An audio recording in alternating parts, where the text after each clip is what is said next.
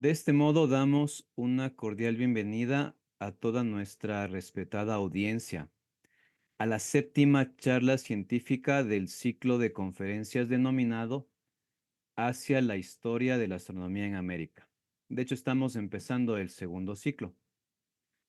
Como siempre, enviamos un saludo especial a los organizadores de este evento, a la Fundación Altura Patrimonio de Chile y al Grupo Orión Ecuador.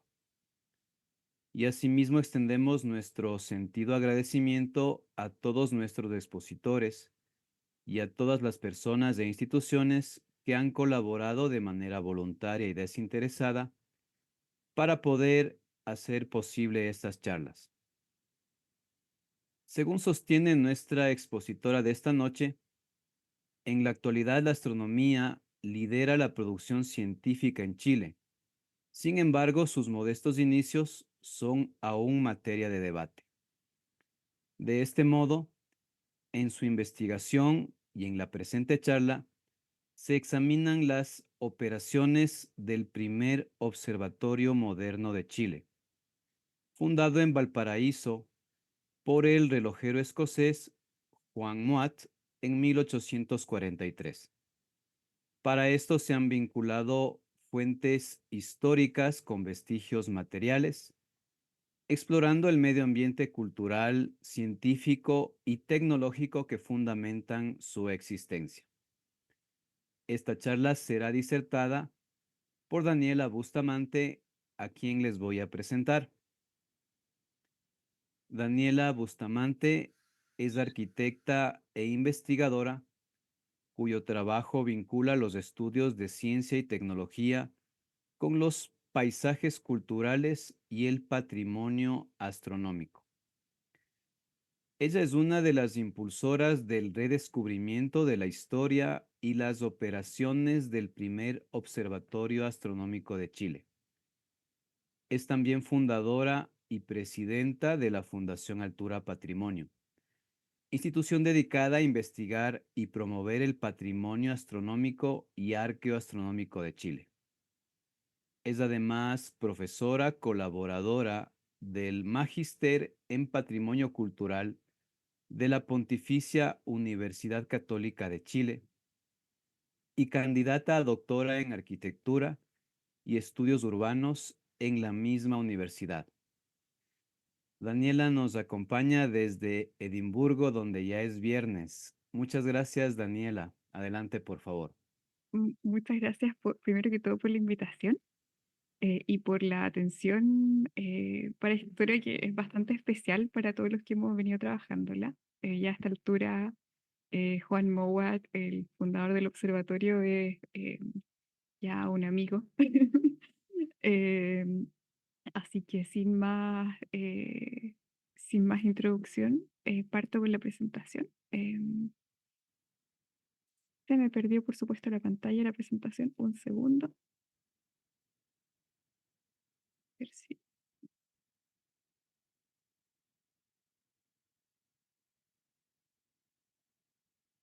ahí sí.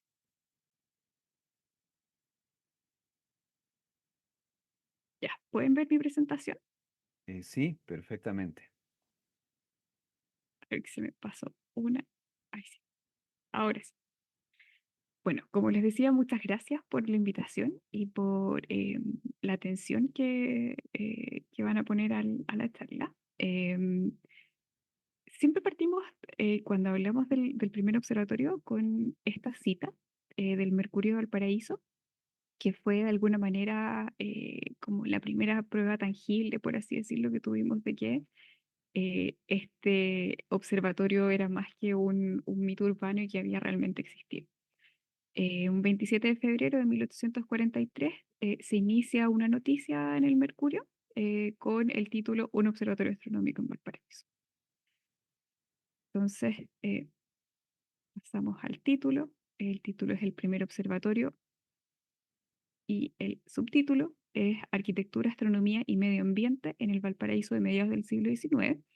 Y la presentación que voy a hacer ahora corresponde a los avances que hemos logrado gracias a un proyecto Fondar de Investigación del año 2024 que estamos actualmente desarrollando, el cual es otorgado por el Ministerio de la Ciencia, perdón, el Ministerio de las Culturas de Chile.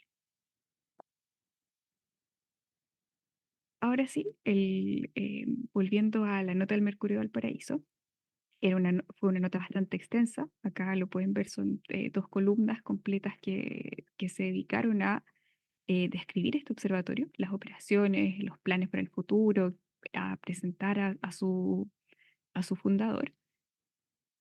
Y para poner un poco también en contexto de qué se trata esto, el observatorio no fue solo una noticia, o un hecho, por así decirlo, histórico, sino que nos quedan vestigios de él. Una foto del año 1967 que muestra el estado ruinoso en el cual llegó a estar. Es un edificio que por esas providencias de la vida sigue existiendo hoy día en Chile. Ha sido un edificio que ha soportado terremotos, un bombardeo de la ciudad, incendios, y a pesar de todo llega hasta nuestros días. Y a la derecha está Juan Mowat, un relojero escocés que emigró hacia Valparaíso cerca del año 1836 y quien fue el fundador y el impulsor de este primer observatorio. Fue también quien realizaba las observaciones, era un poco una suerte de hombre renacentista que hacía un poco de todo en su día a día. Y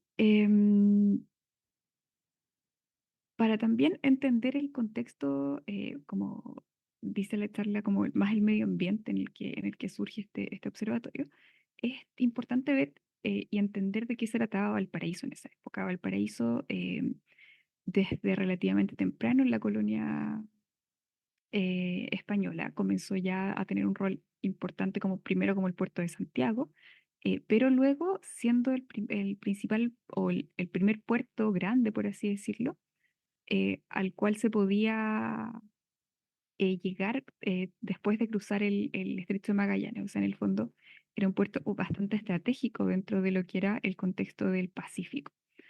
Y en esta imagen podemos ver una imagen que está datada en el año 1844, pero, o sea, firmada, perdón, en el año 1844, pero que el pintor Johann Moritz Rojandas se fue de Chile el año 1842, por lo tanto podemos establecer que la pintura, lo que se muestra realmente estaba ahí, en ese lugar, en el año 1842.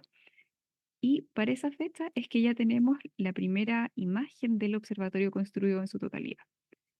Ahí se muestra este pequeño edificio sobre la parte alta, como este morro que hay en el llamado Cerro Cordillera, donde antiguamente estuvo un fuerte español, el Castillo San José, donde curiosamente, o quizá no tan curiosamente, también se realizaron observaciones astronómicas durante la época colonial, principalmente para establecer las referencias de como las coordenadas a través de las cuales se podía ubicar Valparaíso dentro de las cartas de navegación. Y en paralelo, porque esta historia se cuenta no solo desde Valparaíso, sino que también hay que irla contextualizando en Edimburgo, el lugar de nacimiento del fundador del observatorio. em, el, Cuando Juan Mowat nace en el año 1809 en una familia relativamente humilde, pero que aparentemente tuvo algún tipo de formación o de educación formal, ya sea en ingeniería o en alguna otra arte, otro arte y oficio. Sabemos que era relojero, y que la ciudad donde él habría crecido, a pesar de la diferencia en escala y claramente las diferencias estéticas importantes, no era una ciudad tan distinta en el sentido de que era una ciudad-puerto y que también estaba en un proceso de crecimiento como una ciudad bastante vibrante en el momento que él la deja y que de alguna manera es a otra escala, por supuesto, lo que encuentra en Valparaíso. Y acá esta imagen muestra desde el castillo de Edimburgo una vista hacia el mar y Acá se puede ver el City Observatory, que está en Carlton Hill, el Cerro Carlton, en digamos, cerca del centro histórico de la ciudad, y que de alguna manera sería el antecedente para poder entender el tipo de operaciones que se llevaron a cabo en el Observatorio de Valparaíso. Si hacemos un paralelo, tenemos ahí Carlton Hill y el Observatorio de Valparaíso con esta relación que tienen claramente con el puerto y con el hecho de ser ciudades-puerto. Tenemos el puerto de Lille por el lado de Edimburgo, el puerto de Valparaíso en Chile. Esta vista tomada desde el castillo de Edimburgo, en el caso de la vista de la ciudad de Edimburgo, y el antiguo castillo San José, lo poco que queda que se alcanza a ver ahí con el observatorio y acá un torreón, parte de lo que probablemente fue también esta antigua fortificación española. Nuevamente tenemos aquí a Juan Mouat, el fundador de este observatorio, una imagen que no conocemos su autor, la estimamos la fecha cercana al año 1860 y nosotros decimos de parte del archivo de la Fundación Altura Patrimonio, pero la verdad nos llegó de una segunda fuente, pero no hemos podido determinar exactamente a quién pertenece la imagen. Un primer antecedente para entender la operación del observatorio en Valparaíso y el por qué se instala un observatorio en Valparaíso es la relojería. Como les dije, Juan Mouat era de profesión relojero y la relojería fue el primer establecimiento que instaló en la ciudad puerto. La primera mención que hay de su relojería es del año 1837, o sea, un año después de que había llegado al paraíso. Su relojería está en una zona estratégica de la ciudad, frente al edificio de la aduana, frente a la plaza donde estaba el muelle por el cual se llegaba a la ciudad. Em, y tenemos acá un espectro bastante interesante de los relojes que sabemos fabricó. Todos estos son relojes que están firmados por él. En primer lugar tenemos un cronómetro marino que proviene, es una imagen que proviene de una subasta. Lamentablemente no sabemos qué pasó con ese cronómetro, pero sabemos que es un cronómetro. El segundo es un reloj de bolsillo, que es parte de, este sí, del archivo de la Fundación Altura Patrimonio. Por casualidad dimos con este reloj en una casa de antigüedades en Londres. El tercero es un reloj, un skeleton clock, el cual se subastó en Chile y no sabemos qué pasó. Y el último era uno de estos relojes de pie que en inglés se llaman grandfather clock y que también fue de fabricación de Juan Mouat. Sabemos que en algún momento estuvo en un hotel en Punta Arenas, al sur de Chile, pero lamentablemente hasta la fecha no hemos podido volver a dar con su paradero o saber algo más de qué pasó con este reloj. Pero en el fondo estos relojes nos dan un poco un espectro amplio de lo que Juan Mouat podía hacer como relojero. En el contexto de la ciudad, como les decía, la relojería está en un punto bastante estratégico de lo que era el Valparaíso en esa época. Este es un plano que data cerca del año 1850, por lo tanto es una imagen bastante cercana a lo que, al periodo que estamos investigando actualmente, que es entre 1843 y 1852.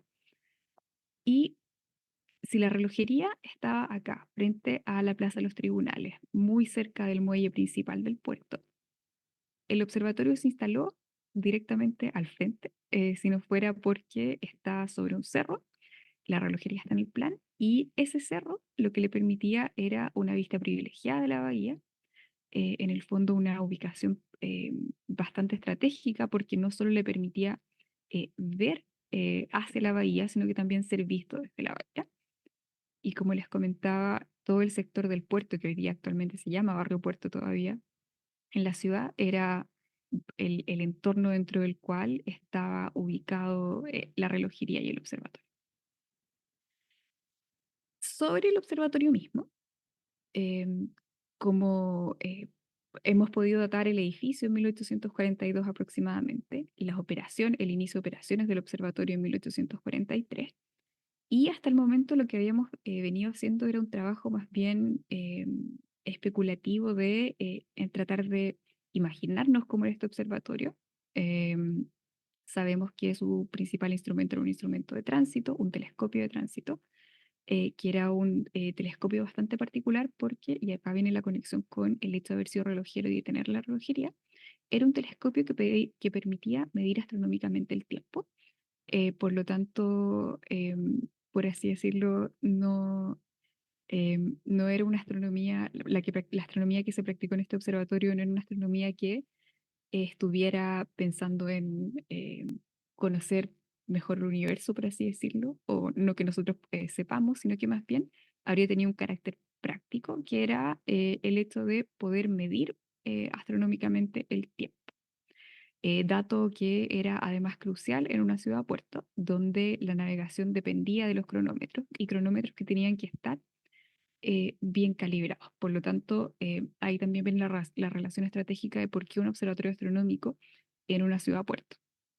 Antecedentes de esto ya habíamos visto, el mismo Edimburgo tenía su observatorio astronómico y probablemente tanto el observatorio de Edimburgo como este observatorio de Valparaíso, inscritos de esto dentro de una tradición británica, responderían también a el observatorio de Greenwich, que en el fondo también es un observatorio con fines, o nace como un observatorio marítimo más que con este impulso más bien científico de la astronomía que como la conocemos hoy día. El observatorio también tenía una serie de telescopios, o sea, perdón, de telescopios, de instrumentos que estaban descritos en este artículo del Mercurio Valparaíso, y que no eran solo instrumentos astronómicos, sino que también instrumentos meteorológicos, lo cual iba de nuevo muy en línea con el tipo de operaciones que habría tenido un observatorio astronómico en esa época. Eh, por lo que sabemos, algunos de los datos que se medían en el observatorio después se entregaban por Juan Mowat al Mercurio de Valparaíso para ser publicados en sus ediciones en unos pequeños insertos donde se hacía una suerte de resumen de las condiciones climáticas, nuevamente información muy importante para la actividad naviera que vivía en el puerto. Esta es una pequeña reconstrucción de la fachada, como habría sido en su momento con este cuerpo bastante horizontal, con rematado por dos suertes de torreones, que en el fondo eran dos salones que tenían una forma relativamente octogonal. El de la izquierda era directamente octogonal y era la sala del telescopio de tránsito. Y la investigación que estamos desarrollando ahora, nosotros la entendemos, por así decirlo, como una segunda parte de esta investigación inicial, para establecer el potencial de esta hipótesis de que el primer observatorio astronómico hubiera sido el de Valparaíso. Como para esta segunda etapa de la investigación, por así decirlo, que estamos desarrollando gracias a este proyecto FONDART, nos hemos centrado en dos corpus documentales. Eh, el primero, el archivo del Mercurio, o sea, el Mercurio de Valparaíso, las ediciones entre los años 1836 y 1871, eh, las cuales nos han entregado información bastante relevante para poder entender no solo el hecho histórico del observatorio, sino también la vinculación que había de su fundador, de Juan Mowat, con la ciudad, cuál era el impacto que tuvo su relojería también, y en el fondo también ir un poco entendiendo este medio ambiente cultural, tecnológico y científico que se estaba viviendo en esta ciudad que estaba, por así decirlo, era en ese momento el principal polo de innovación, polo de desarrollo que tenía Chile. Y por otra parte, un contrapunto bastante trágico es el fondo del Archivo Judicial de Valparaíso, todos los documentos relativos al proceso de quiebra que enfrenta Juan Mowat en el año 1863, los cuales nuevamente nos abren una ventana a otro periodo de la vida de Mowat, a otro periodo de el observatorio mismo. Nos permite también comprobar cómo las descripciones de los instrumentos y del observatorio en sí que se entregaron en el año 1843 en esta edición del Mercurio de Valparaíso, se veían reflejados en su totalidad en el listado de eh, todas las cosas que se le embargan, todos los bienes materiales que se le embargan a Juan Moguat en su momento. Entonces, como decía, es interesante porque también nos permite entender el rol que iba teniendo ya no solo... Esta imagen representa un observatorio bastante similar al Observatorio de Valparaíso, nuevamente inscribiéndonos dentro de esta tradición de la astronomía británica. Es un observatorio doméstico que instaló un astrónomo en su casa, en Hartwell House, se llamaba, cerca de Londres, y vemos ahí al astrónomo observando de noche, tomando notas, observando por el telescopio de tránsito. Y el telescopio de tránsito tenía esta particularidad que directamente su única función era medir el tránsito aparente de los astros para poder hacer las mediciones de tiempo y determinar la hora. Esta hora, las notas que se iban tomando, por así decirlo, de el paso de los astros que se observaban para determinar el tiempo, por así decirlo, registraban en un reloj sideral, que es este reloj que se ve acá al lado. Entonces, de alguna manera, para entender la operación del observatorio, había que entenderlo no solo a partir del telescopio de tránsito, sino que también el reloj sideral como parte de esta como relación dinámica de el realizar la observación, el registrar los resultados de la observación, pero además también estaba el recinto, o sea, la arquitectura que envolvía la arquitectura que em, estaba, por así decirlo, em, eh, vinculando el instrumental y todo como la misma acción de observar, porque para poder observar a través de este telescopio se tenía que estar en un recinto que tuviera una suerte de ventana que cruzara los muros y el cielo, que determinara una línea, que en el caso del Observatorio del Paraíso era un meridiano, em, y que sobre esta línea virtual que se proyectaba, poder medir el paso aparente de los astros para hacer esta determinación del tiempo astronómico. Otra imagen de Valparaíso, ya cercana a la época de cierre de las operaciones del observatorio que estamos investigando en este proyecto. Una imagen que no tiene título, pero que se habría tomado alrededor del año 1852. Es un daguerrotipo que actualmente está en el archivo del Museo Getty de Los Ángeles y que nos muestra el observatorio, pero también nos muestra un mástil que, según el artículo del Mercurio del Paraíso, el observatorio habría tenido un time ball. Un time ball era un instrumento muy avanzado para su época, a pesar de que era relativamente muy sencillo en cuanto a su tecnología. Se trataba de literalmente un mástil con una bola, y esa bola se dejaba caer a una hora en punto. Time Ball es un instrumento que era bastante sencillo, era literalmente un mástil con una bola que a una hora en punto se dejaba caer. El primer Time Ball se construye en Plymouth, en Inglaterra, en el año 1829 o 27, si mal no recuerdo. Luego, el que sigue es el del Observatorio de Greenwich. El hecho de que se instalara un time ball junto con el observatorio en Valparaíso también pone el observatorio en un contexto tecnológico bastante avanzado, porque cuando se instala este time ball fue alrededor del sexto en el mundo. Partimos con que había sido el cuarto, después con un poco más de investigación vamos en que era el sexto, pero sí sigue siendo el primero fuera del contexto del Imperio Británico, el primero que se instala en América.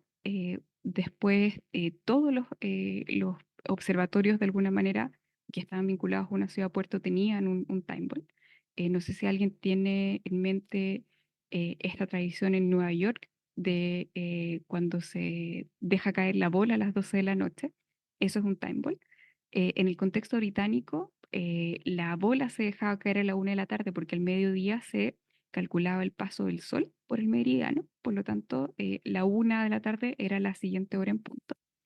Eh, la particularidad del hecho o de la ubicación del observatorio en el contexto de la ciudad Puerto también es relevante, como les había dicho anteriormente. Y en este caso se debe principalmente al hecho de que la visión estratégica desde el observatorio hacia el puerto, pero también del puerto, los barcos que estaban en la bahía, poder observar la caída de la bola, de alguna manera también vinculaba ya no solo el instrumento o los instrumentos con la arquitectura, sino también con el contexto ya más a la escala misma de la ciudad. Em, y si bien la principal función que cumplió el Observatorio de Valparaíso era la determinación astronómica del tiempo, también, em, y aquí ya se empieza a, de alguna manera, traslapar con lo que va a ser el segundo observatorio que tradicionalmente se consideró el primero, que es el observatorio del Cerro Santa Lucía en Santiago, construido en el año 1849, o sea, 6 años después del Observatorio de Valparaíso, en el marco de una expedición científica militar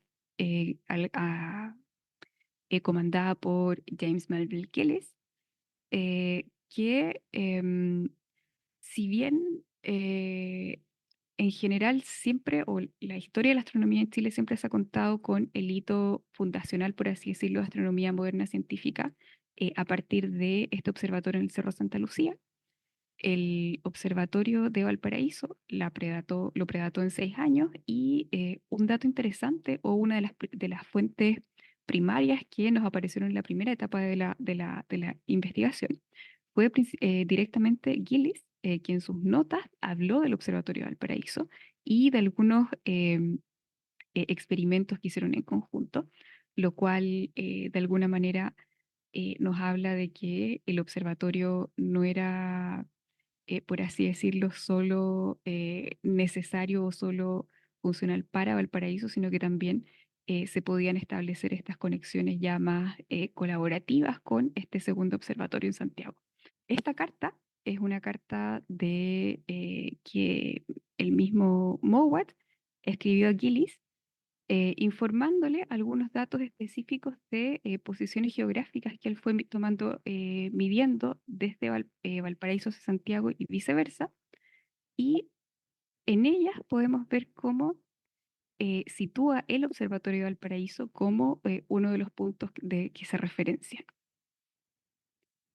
Bueno, en el 12 de agosto, en los escritos de Gillis, se habla, el 2 de agosto de 1852, se habla de unas observaciones que se hicieron o experimentos a partir de una línea de telégrafo que se habilitó entre Valparaíso y Santiago para poder medir el avance de la onda sísmica, porque en el año 1851 había habido un terremoto bastante importante que había afectado tanto a Santiago como a Valparaíso. Y en el año 1852, recién inaugurado la primera línea de telégrafo, se habilita esta línea para comunicar los dos observatorios y poder hacer experimentos sismográficos. Entonces acá también tenemos en palabras del mismo Gillis hablando de esta colaboración que se estableció entre ambos observatorios. El año 1852 también es relevante en términos de hitos para la historia de la astronomía en el país, porque es el año que Gillis y toda la gente que venía en su expedición vuelven a Estados Unidos y el Estado de Chile compra este observatorio que habían instalado en Santiago y se transforma a partir de ese momento en el Observatorio Astronómico Nacional. Y nuevamente volvemos a Valparaíso bueno, el contexto de la relación nuevamente del observatorio de la relojería y ahora este tercer elemento que era el telégrafo, donde tenemos que si la relojería está ubicada en esta esquina, la oficina de telégrafo era directamente la puerta del lado. El año 1852 también lo fijamos como fecha para cerrar esta segunda etapa de la investigación a partir de un viaje que realiza Juan Mouat con su familia de vuelta a Edimburgo. Em, y este viaje se anuncia en el Mercurio del Paraíso diciendo que venía a comprar más instrumentos científicos, entre otras cosas. Pero el viaje toma un giro bastante trágico porque camino a Inglaterra muere su esposa de tuberculosis em, en el barco. El año 1800 30 de mayo de 1852 fallece María del Carmen Stevenson, la segunda de sus tres esposas. Y también, estando en Edimburgo, fallece su hija menor, María Carmela, también en 1852. Y a partir de este hecho trágico surge un dato que nos llevó a establecer una nueva conexión y entender mucho mejor cuál fue, por así decirlo, el contexto dentro del cual Juan Mouat se formó en Edimburgo y después vuelve a Edimburgo. Y es que una nota en periódicos de la época de la ciudad, el obituario de la hija, situó su fallecimiento en una dirección, que es una dirección que después vimos repetida en dos documentos, listas de nuevos miembros de asociaciones científicas o profesionales acá en Edimburgo. Ambas datan del año 1853, pero concursos que se habrían llevado a cabo en el año 1852. La primera corresponde a la Royal Scottish Society of Arts, donde Juan Mowat aparece como un nuevo miembro electo para el año 1853, fijando su dirección en el número 11 de Salisbury Road. Y otro dato interesante acá es la firma. Normalmente cuando firmaba en inglés firmaba Esquire, pero acá firma CE, que sería ingeniero civil. También interesante porque de alguna manera nos da un poco más de luces de cuál pudo haber sido su formación más en términos profesionales. Y al lado derecho, algo que nos sorprendió bastante y que de hecho es algo que todavía es materia de investigación, cuál habría sido la razón de el haber ingresado a la Architectural Institute of Scotland, una asociación gremial de arquitectos. Eh, ya sabremos, o sea, ya llegaremos al dato de por qué, cuál fue la relevancia. Pero para términos de la investigación, esta segunda mención fue particularmente relevante porque nos da los datos de quienes lo recomiendan para ser miembro de esta institución. Y dentro de los dos nombres, John Parker, un nombre bastante conocido, o sea, bastante común, por lo tanto no tenemos un dato específico de quién habría sido esta persona, pero sí el otro recomendador, Robert Bryson, lo vemos acá al medio. Robert Bryson era un relojero muy importante en Edimburgo. Eh, Era de hecho eh, eh, el relojero que fabricó el reloj sideral del observatorio Calton Hill, el observatorio de la ciudad de Edimburgo, y además era el dueño de la propiedad del número 11 de la calle Salisbury, donde fallece la hija y donde estuvo viviendo John Mowat el tiempo que estuvo en Edimburgo, lo cual nos permite establecer un vínculo bastante directo entre Robert Bryson y Juan Mowat. Em, nuestra, nuestra hipótesis es que probablemente haya sido un aprendiz de Robert Bryson y que todo este vínculo con el no solo fabricar y arreglar relojes, sino que también ya directamente incursionar en lo que ya era astronomía, tendría que ver con esta experiencia cercana de Robert Bryson y su relación con el observatorio de Calton Hill acá en Edimburgo. En esta imagen que la tomé hace un par de semanas, vemos el telescopio de tránsito del observatorio de Calton Hill y a la derecha vemos el reloj sideral que fabricado por Robert Bryson. Llegamos ahora al proceso de la quiebra nuevamente. La quiebra fue por una serie de negocios y acá también un poco hay que hablar de como de todo un aspecto de lo que hizo Juan Mowat en su momento, que no fue solo instalar un observatorio y tener una relojería, sino que también llevó a cabo una serie de emprendimientos muy significativos para el Chile del siglo XIX, un país que estaba eh, hacía muy poco independizado, por lo tanto estaba de alguna manera como inventándose como nación. Y todo lo que era la innovación tecnológica, el progreso tecnológico del país, era claramente algo que estaba era muy de ese momento también.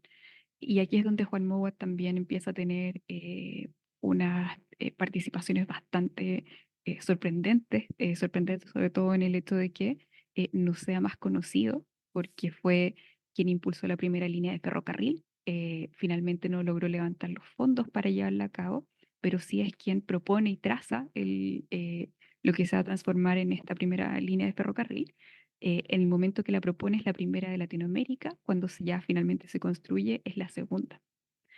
Asimismo, tuvo participación en alumbrado público a gas, la empresa de gas portuaria, una fundición, le entregaron una patente para una serie, o sea, tenía dos patentes inscritas en la época, una para el ferrocarril y una para una fábrica de creosota, que era parte de otro de sus emprendimientos industriales. Ya a partir de 1852, de hecho, vemos que como esta labor más científica que observamos en el primer periodo del observatorio, finalmente va quedando un poco más en segundo plano y empieza a primar todo lo que era sus emprendimientos más bien industriales.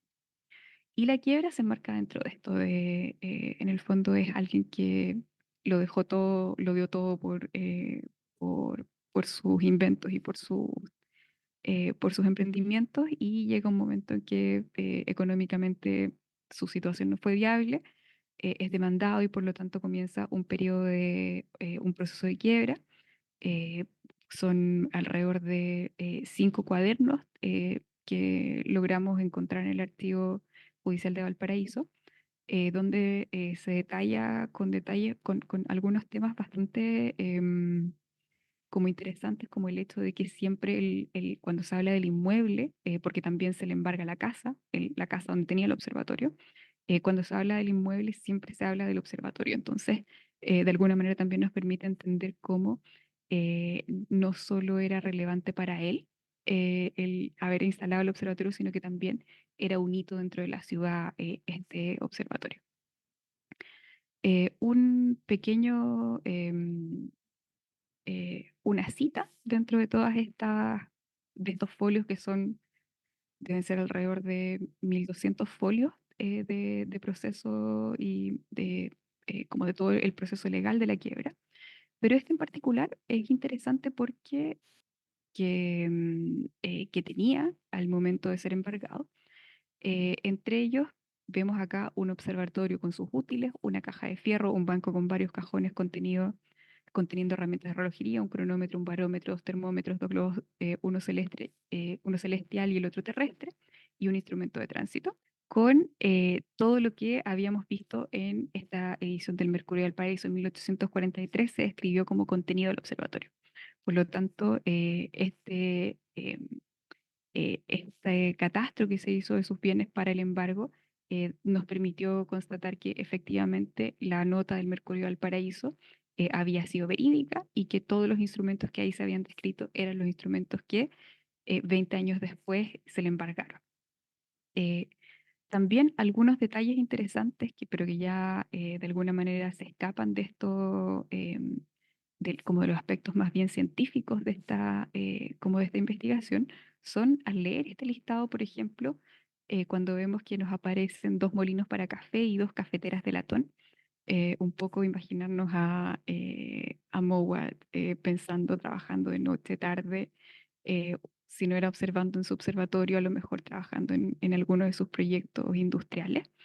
pero también desde el contexto de como estos cambios culturales que estaban observándose en el periodo, también es interesante el constatar como la presencia de estos elementos, porque de alguna manera también nos empieza a hablar de como la introducción de nuevos bienes, nuevos productos que se empiezan a consumir, y no voy a entrar más en detalles, pero el hecho de que estuviera tomando café y no té es bastante significativo en términos culturales y económicos.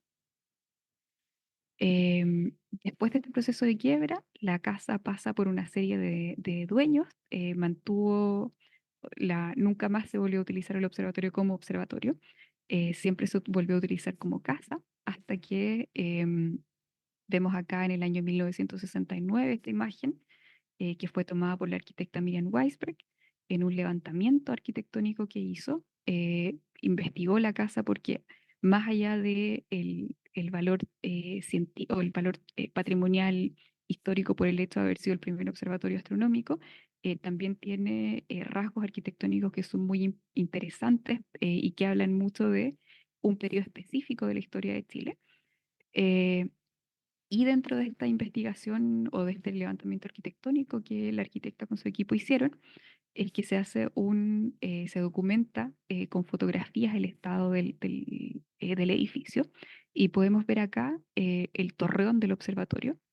Estas dos pilastras marcan por donde habría estado el corte del muro que habría permitido observar con el telescopio de tránsito.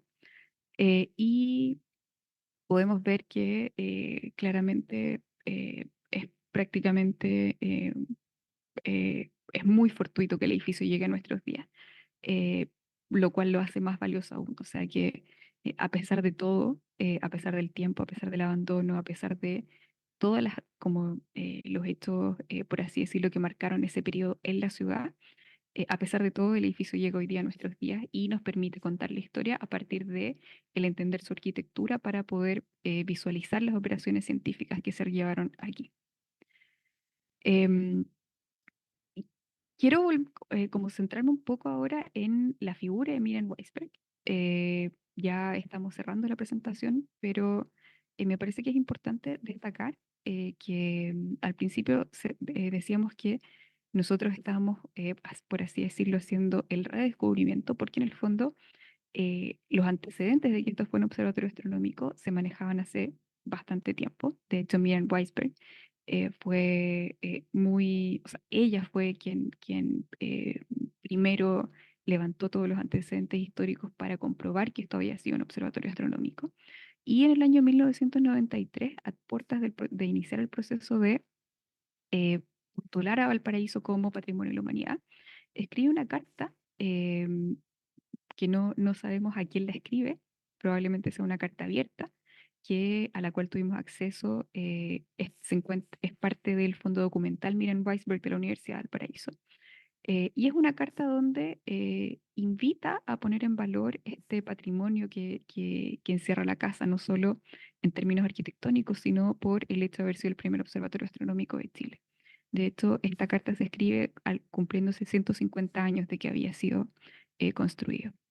Entonces, parte hablando de la pionera, del carácter pionero y de esta actividad científica que se desarrolló, y también precursora de una ventana hacia el espacio, en el sentido de el hecho de ser un observatorio astronómico que claramente nos permite observar más allá como del espacio terrestre. Pero también esta frase se vuelve hoy día probablemente mucho más significativa al entender el rol que Chile cumple hoy día en la astronomía mundial, donde Chile es literalmente la ventana hacia el espacio del mundo. Y ya para ir cerrando, em, la, a partir del trabajo que hemos ido desarrollando desde la Fundación Altura Patrimonio, una investigación que además hay que decir parte en la Sociedad Chilena de Historia y Geografía, em, estamos constantemente haciendo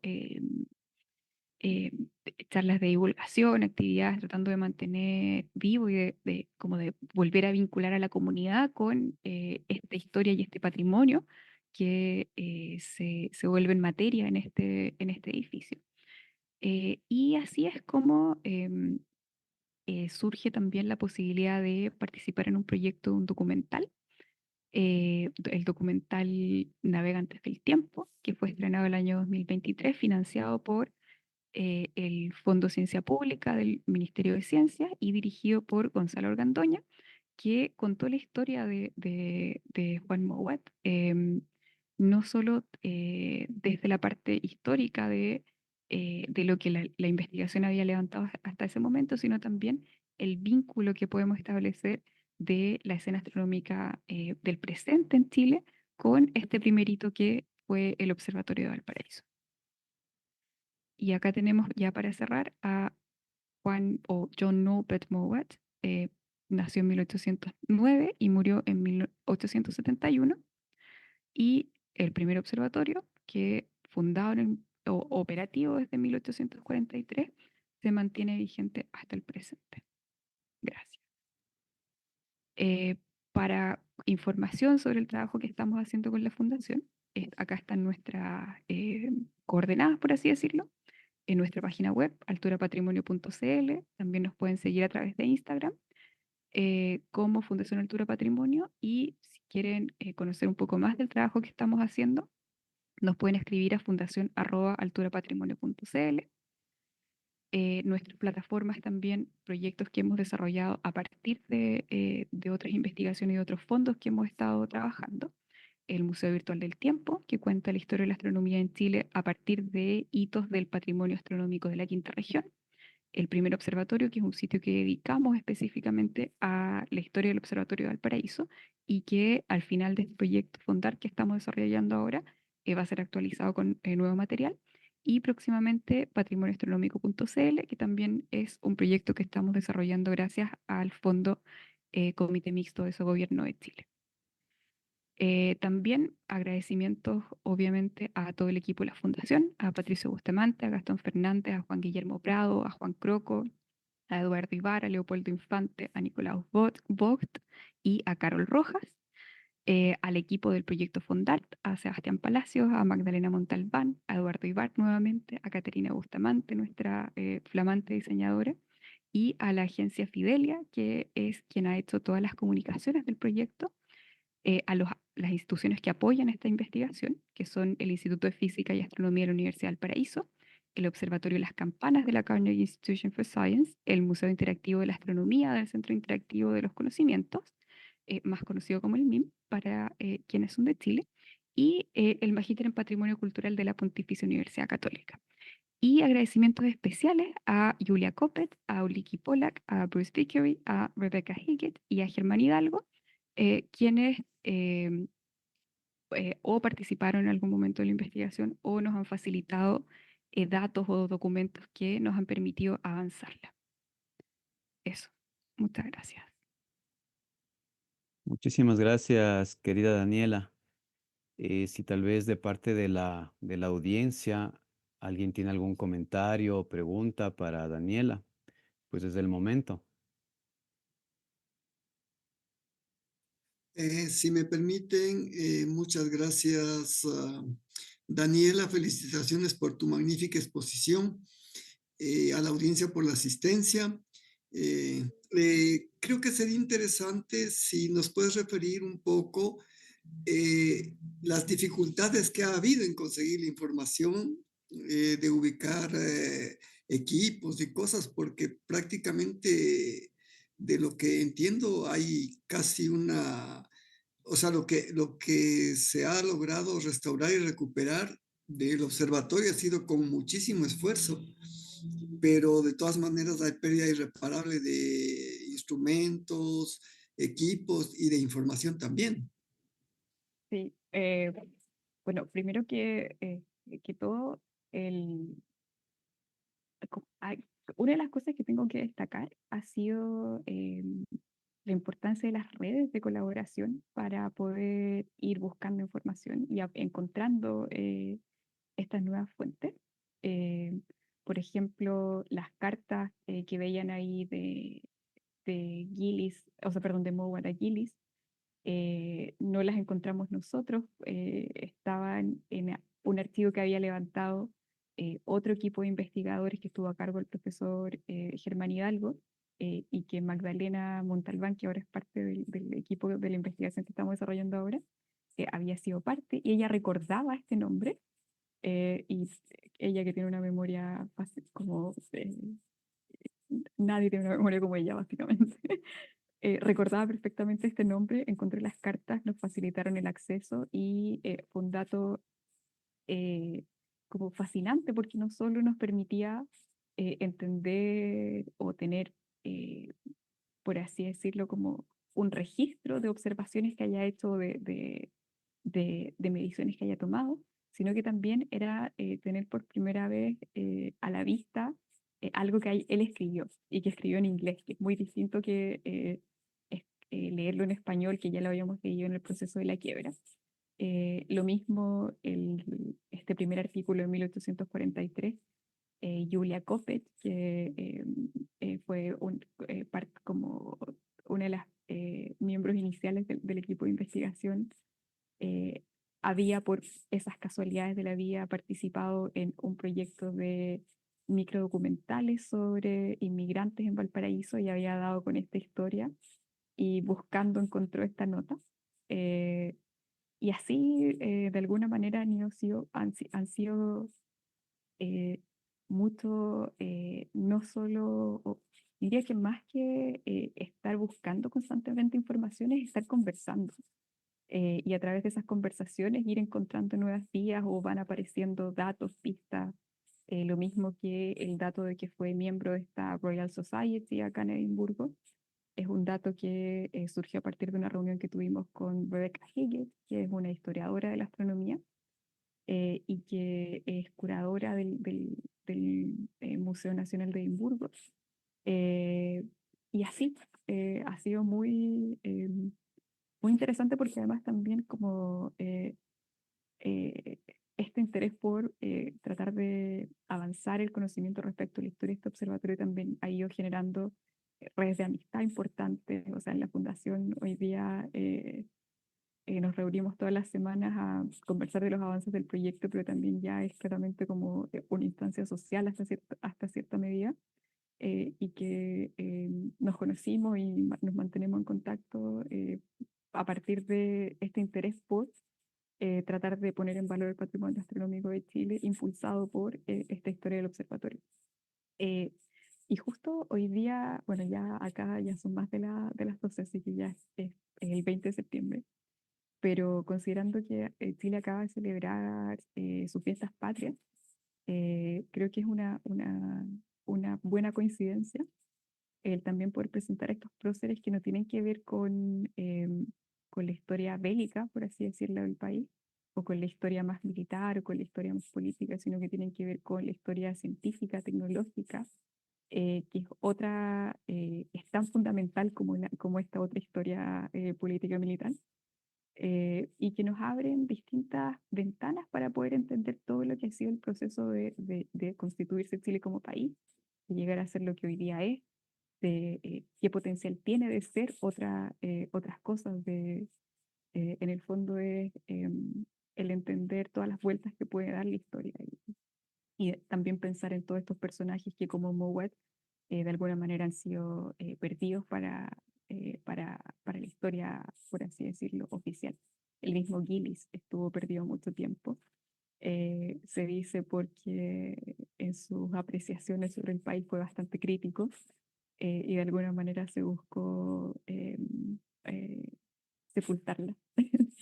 Pero a partir del redescubrimiento de Gillis también, que fue unos años antes de, de este volver, o sea, o de esta, por así decirlo, como ya tercera intento por tratar de poner en valor a Juan Mowat. Primero fue Miriam Weisberg, después la misma Universidad del Paraíso, inauguraron una sala, y ahí el profesor Nicolaus Vogt, que también, perdón, es miembro de la fundación, algo sabía de Juan Mowat, así que propuso que le pusieran Juan Mowat a la sala. Y ahora nosotros con la fundación ya más establecidos de manera más formal, tratando de poner finalmente en valor esta historia.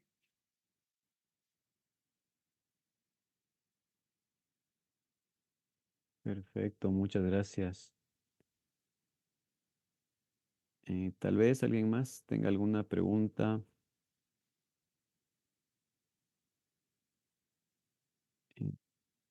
Eh, yo de mi parte tengo la curiosidad. Habíamos conversado en el chat de Orión algunas oportunidades em, del time ball, cómo eh, daban la información de la hora precisa para los barcos. Pero yo me preguntaba, ¿y cómo sincronizaban ellos sus relojes? Porque funcionaban, pero también perdían sincronismo o precisión. Tal vez tienes algún dato de eso, Daniela.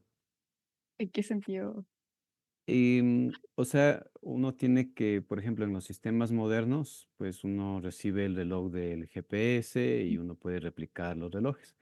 ¿Cómo lo hacía Juan Moat? O sea, cómo él sincronizaba sus relojes, cómo obtenía la hora precisa Con desde la Chile. medición, con la observación astronómica. Ese era el fin poder medir astronómicamente el tiempo, determinar este tiempo sideral, que después a través de cálculos se transformaba en tiempo solar, que es el tiempo que nosotros utilizamos. El time ball tenía la particularidad, por ejemplo, para los que son de Chile imagino que en todas las ciudades hay una suerte de señuelo que marca el mediodía. Si no serán las campanas de las iglesias, en Santiago es el cañonazo de las 12 que ya no se escucha, yo vivo al lado y no lo escucho, a pesar de que sigue sonando. Pero estos señuelos para poder marcar horas como específicas del día, cuando son de sonido, la velocidad del sonido es levemente más lenta que la de la luz, por lo tanto escuchamos después de lo que vemos. En el caso del time ball, la bola caía y era el momento preciso. No había retraso en el, por así decirlo, que se comunicara la información de la caída del time ball a el oficial que estaba en el barco atento a calibrar el cronómetro. Em, También hay bueno, respecto al time ball específico del paraíso, em, lo que la investigación nos ha dado hasta el momento es que probablemente no funcionó como Mowat lo tenía planeado, porque no tenemos, más allá del año 1843 no volvemos a tener noticias del tango. Fue un hecho tan, o sea, pero al mismo tiempo fue un hecho tan relevante que se registró en publicaciones especializadas en Reino Unido. Se habla del Time Ball de Valparaíso en 1843, pero en todo el material que hemos revisado no hemos vuelto a encontrar ningún dato al respecto. Por lo tanto, lo más probable es que finalmente no haya funcionado, pero sí sigue estando el hecho de que se instaló y ese hecho nos habla de el nivel de innovación o el proyecto de innovación que John Mowat buscó instalar a partir de este observatorio. Ah, perfecto, muchas gracias. Santiago Rivadeneira, nuestro querido amigo, tiene una pregunta, levantó la mano. Tal vez quieras encender tu cámara y tu micrófono, Santiago.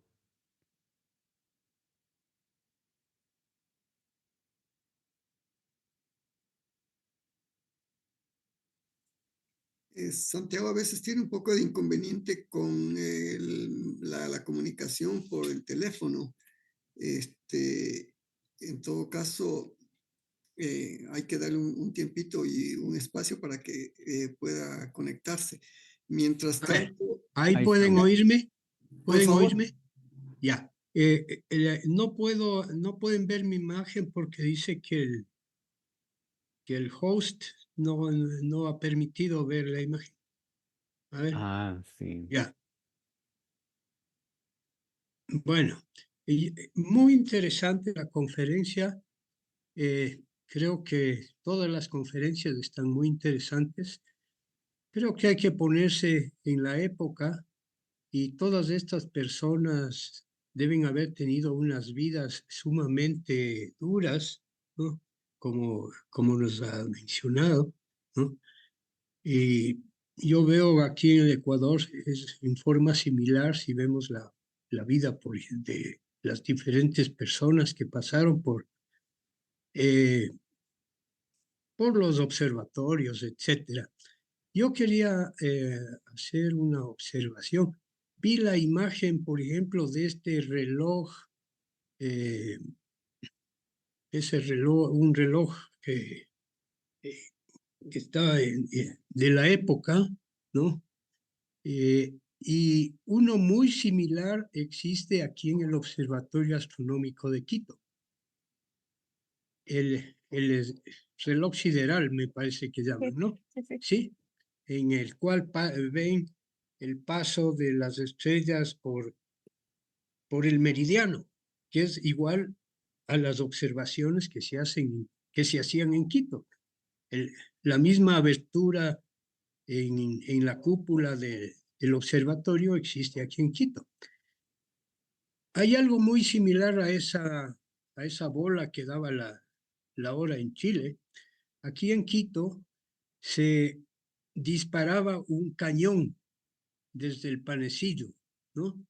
Y desde el observatorio astronómico hasta el Panecillo había una línea eléctrica, habían puesto un alambre y también calculaban la hora meridiana, ¿no? Y ese momento aplastaban un botón y funcionaba el cañón del Panecillo, ¿no? Entonces es algo muy similar, ¿no? Lógicamente que para dar la hora deben haber calculado la ecuación del tiempo, ¿no? O sea, la diferencia con el paso del Sol por el meridiano, ¿no? Eso quería observarles como cosas similares, ¿no? Con las mismas ideas, digamos, entre ese observatorio y el observatorio de Quito, que fue hecho lógicamente 30 años después, ¿no? Eso quería eh, comentarles y felicitarle porque muy interesante toda esta investigación histórica de este personaje. Eso es, muchas gracias. Muchas gracias. Eh, Súper interesante. Sí, efectivamente el telescopio de tránsito o la capacidad de poder medir astronómicamente el tiempo era un dato o era absolutamente necesario en cualquier contexto. De hecho, cuando se instala el observatorio de Santiago, el observatorio de Gilis, también tenía un telescopio de tránsito. Y un dato interesante respecto al time ball es que cuando se instala en el Observatorio del Paraíso, acá en Edimburgo todavía no tenía un time ball el observatorio. El time ball se instala después. Entonces, en ese sentido, a pesar de que aparentemente la actividad del observatorio de Calton Hill habría inspirado mucho de lo que se hizo en Valparaíso, el observatorio de Valparaíso fue pionero en tener un time ball antes que el de Edimburgo.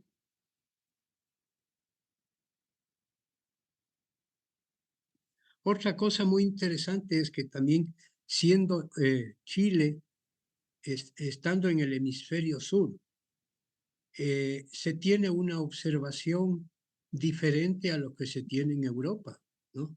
Entonces el contemplar las estrellas del hemisferio sur también era una cosa novedosa, ¿no? Mm.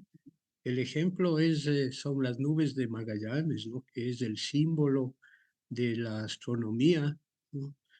Siempre en los libros de historia aparece Magallanes observando las nebulosas de Magallanes, ¿no? Las nubes de Magallanes. Entonces, para Chile, pues todo el hemisferio sur es muy interesante y las mejores estrellas y mejores constelaciones justamente están en el hemisferio sur.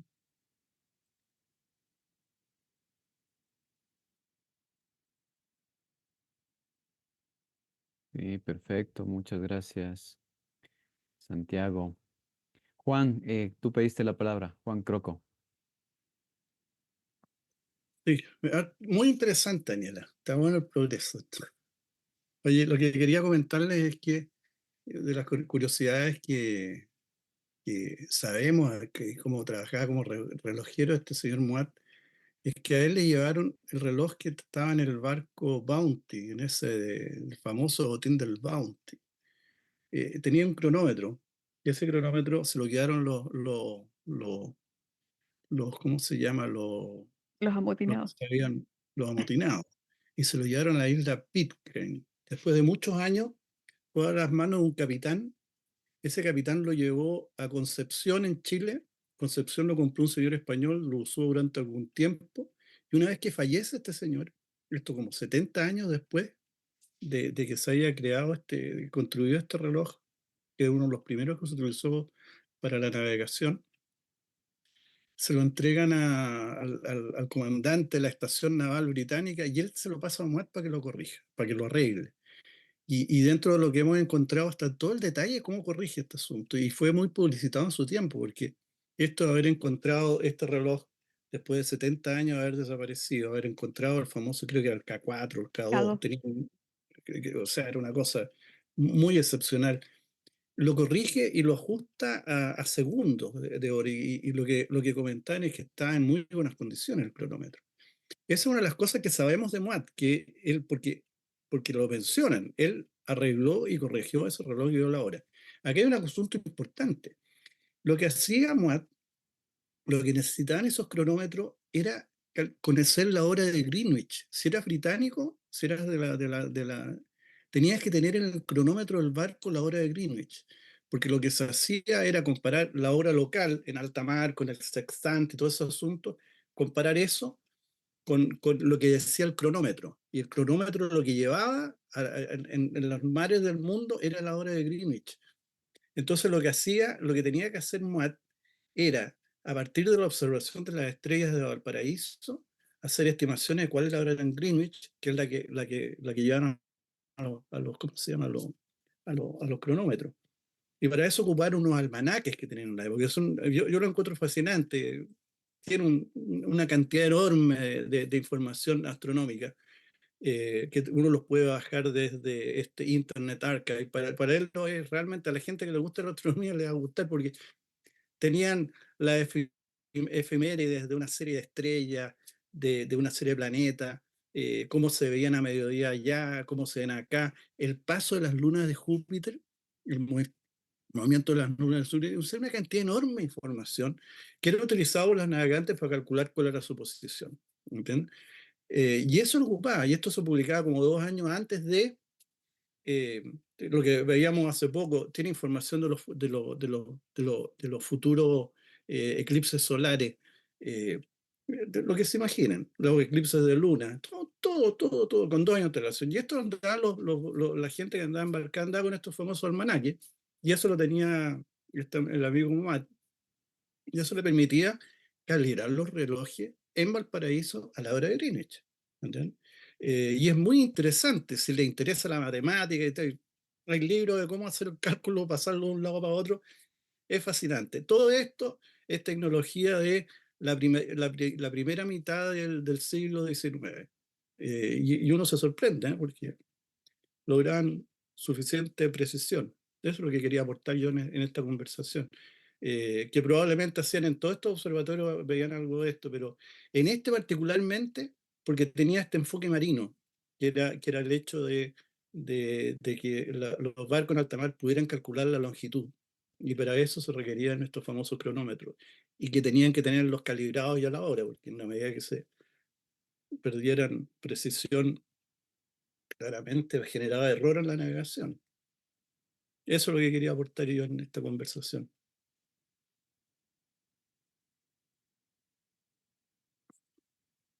Aportando un poco a lo que dijo Santiago, Daniela, para hacerte una referencia más o menos, la ubicación del Observatorio Astronómico de Quito está en la parte donde se terminaba, o sea, era ya extramuros de la ciudad en aquella época, ¿no? Y hoy es el pleno centro de la ciudad. Luego, en el centro, un poco hacia el sur, se eleva una pequeña montaña, una colina, que recibe el nombre de Panecillo. La distancia entre el observatorio y el lugar donde se disparaba está aproximadamente entre 2 y 2,5 kilómetros de distancia, o sea, relativamente cerca para nuestros tiempos, ¿no? Pero en aquellos tiempos debe haber sido algo como una hora importante, ¿no? De paso, te leo saludos desde Tucson, Arizona, de parte de Miguel Ángel Carrión, de la Sociedad Interamericana de Astronomía. Y saludos también de Andrea de la Rosa. Dice que la exposición estuvo excelente y muchas gracias por compartir tus conocimientos. Bueno, muchas gracias. Y ahí también tengo que decir, no son solo mis conocimientos, es un equipo bastante grande que yo estoy representando solamente, ¿no? Es un trabajo colectivo. Así es, eso es lo que hemos aprendido en estos ciclos de conferencias y realmente eso potencia mucho los logros, ¿no? Así que felicitaciones nuevamente, Daniela. Muchas gracias.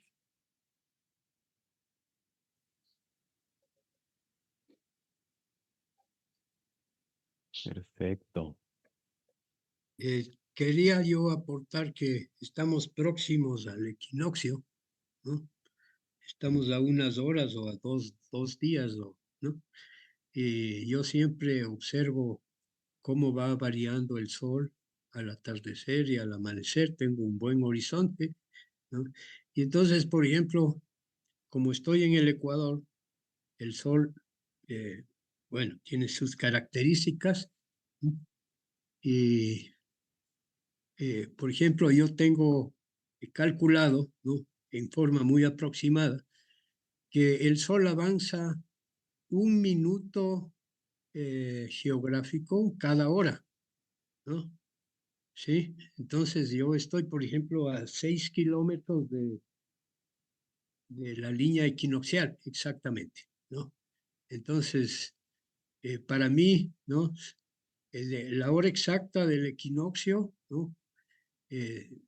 6 horas después, entonces yo tengo el sol recto aquí, ¿no? Y el sol también va avanzando. eh, eh, Asimismo, se puede calcular que en 2 días y medio estará a 1 grado de latitud sur, que en 5 días estará en Guayaquil, ¿no? El sol recto. Y eso es muy interesante también observar en estos días de equinoccio. Así que disfruten del equinoccio también todos los que puedan, ¿no? Ojalá que no esté nublado. Estamos con unos días tan despejados, yo creo que vamos un mes sin lluvias, con unos cielos despejadísimos. Este momento está despejadísimo aquí, ¿no? Así que la luna gigante de la Harvest Moon pudimos observarle maravillosamente, ¿no? Y son las noches iluminadísimas. Tenemos apagones, pero no nos hace falta luz porque la luna nos ilumina. Así que, bueno, les deseo felicidades en estos días de equinoccio. Muchas gracias, Santiago. Quería hacerte una consulta, Daniela. Fíjate que es muy famoso el reloj este de la Torre de Londres, del Big Ben, ¿ya? Por su exactitud y todo lo demás. Alguna vez vi un reportaje de un señor que vive al pie del reloj y las pesas esas él le calibra, va poniendo moneditas para compensar las pérdidas de calibración y todo lo demás. Es una maravilla eso. Aquí en Quito hay una iglesia que está en el centro de la ciudad que en su torre tiene un reloj que dicen que es hermano gemelo del Big Ben, ¿ya? Pero desgraciadamente aquí no hay la persona que se preocupe de mantenerle con la precisión de vida y ese reloj da a cualquier hora, a cualquier día, o sea, no funciona como reloj.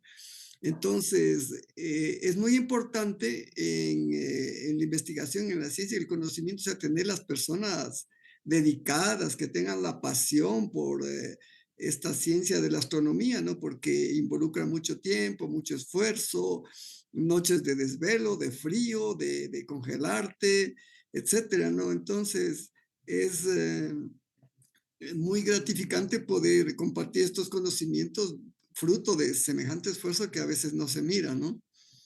Sí, no, bueno, no tiene que ver con el esfuerzo de la investigación, pero sí de una conversación que tuve la semana pasada con Rebecca Higgett sobre el observar en un telescopio de tránsito. Porque uno de los temas que nos interesa poder profundizar en esta investigación o en esta etapa de la investigación es las operaciones. Y ya que tenemos el edificio, que el edificio de alguna manera nos permite eh, dimensionar el tipo de instrumento que habría tenido, porque el recinto tiene unas dimensiones tales que permite un telescopio que girara con un radio tal. También sabemos que tenía unas bases de piedra, esas bases de piedra tenían que tener una dimensión. Entonces, en el fondo, la arquitectura ha sido como una fuente documental súper importante porque nos permite poder reconstruir estos escenarios posibles de cómo habría sido una noche de observación. Y dentro de esos escenarios posibles está como la fisicalidad misma del observar por un telescopio de tránsito.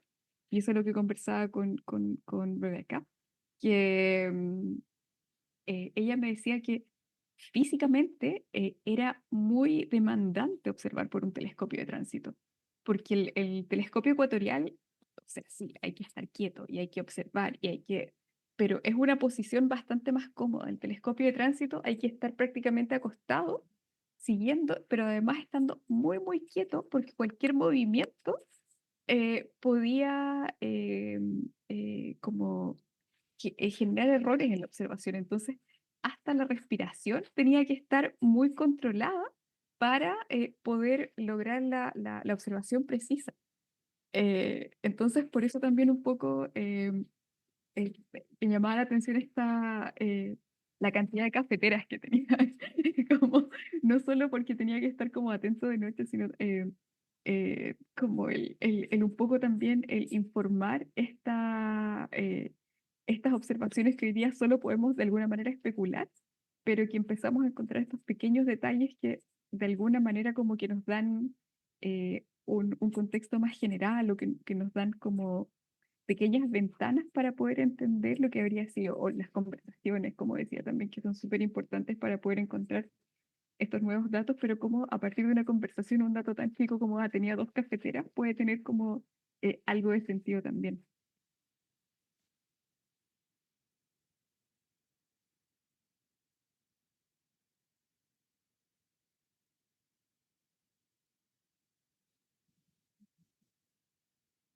Excelente, muchas gracias. Tal vez alguien más, sino también por tu tiempo, Daniela, que estás trasnochándote, podríamos ya ir finalizando.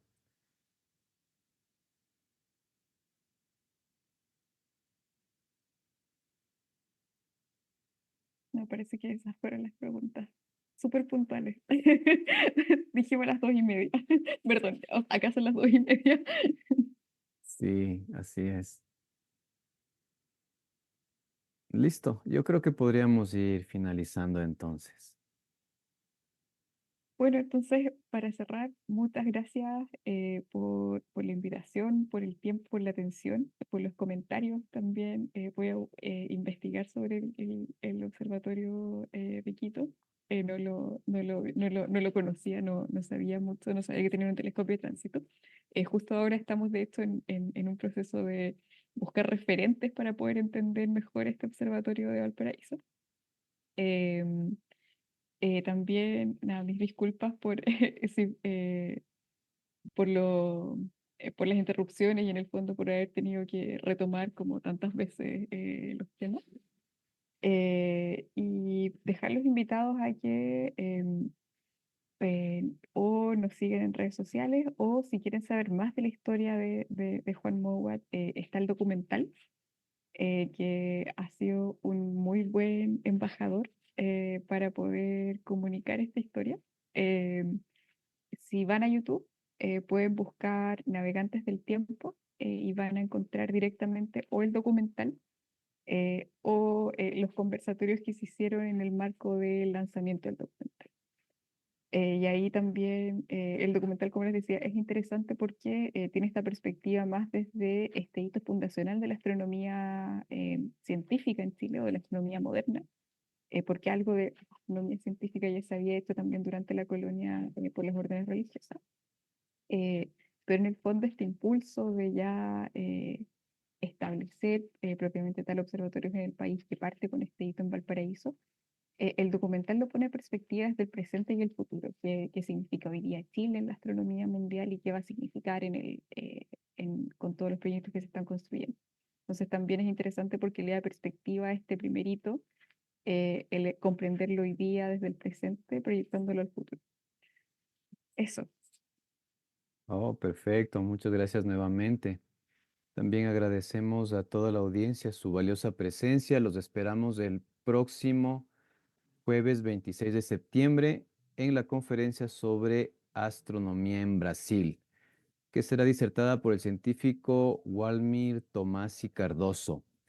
Y les recordamos que la información completa del presente proyecto, charlas, ponentes, fechas, enlaces, etcétera, pueden revisar en la página web de nuestro evento en astronomía.utec, terminado en q.edu.es.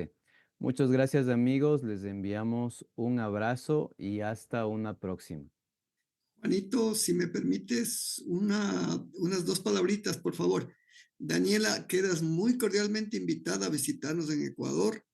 Muchas gracias. El doctor Erickson López, que es el director del Observatorio Astronómico, es un gran amigo nuestro del Grupo Orión y va a ser uno de los conferencistas también de este ciclo de conferencias en el tercer ciclo y va a hablar sobre el Observatorio Astronómico de Quito. Fantástico, voy a estar Te haciendo. vamos a compartir información porque inclusive creo que hay una visita virtual al observatorio.